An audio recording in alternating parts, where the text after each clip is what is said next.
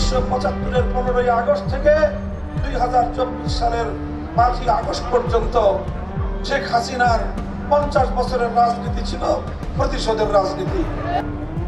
তিনি চান নাই, তিনি বাংলাদেশের প্রধানমন্ত্রী হয়ে সন্তুষ্ট ছিলেন না, তিনি আরেকটা দেশের তিলকমালী মুখ্যমন্ত্রী হতে চেয়েছিলেন।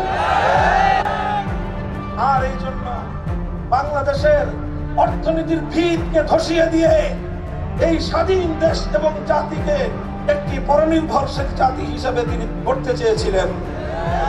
মেগা মেগা প্রকল্পের নামে লক্ষ লক্ষ কোটি টাকা মেগা দুর্নীতি করে বাংলাদেশটাকে খোকলা করে ছেড়ে দিয়েছেন। শেখ হাসিনার রাজনীতির দুটি মূল দর্শন ছিল, দুটি মূলনীতির উপর সে রাজনীতি করেছে। তার প্রথম রাজনীতির দর্শন ছিল প্রতিশোধের রাজনীতি।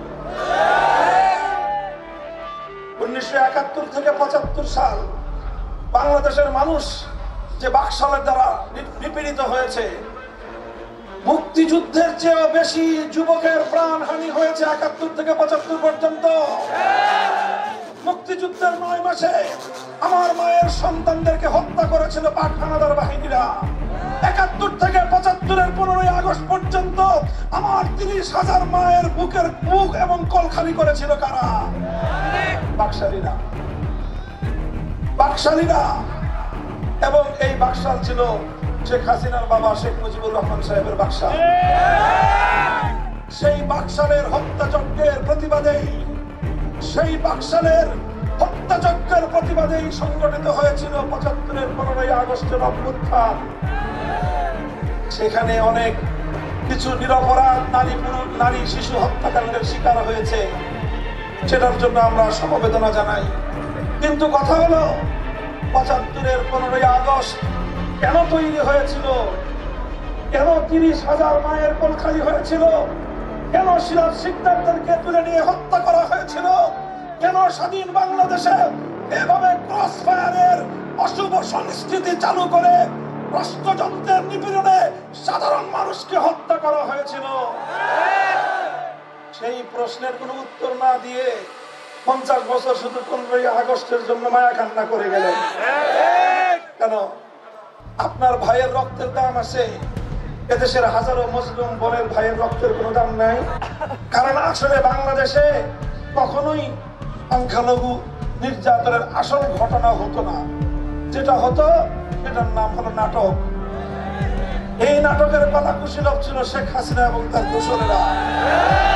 এরা রাতের অন্ধকারে কান্নাগিনী হয়ে সংখ্যালঘুদেরকে ছবল মারত, দিনের আলোতে ওরাই আবার ওঝা হয়ে থাকতে আসতো। এই ছিল বাংলাদেশে শেখ হাসিনা এবং আওয়ামী লীগের সংখ্যালঘু প্রীতির আসল কাহিনী।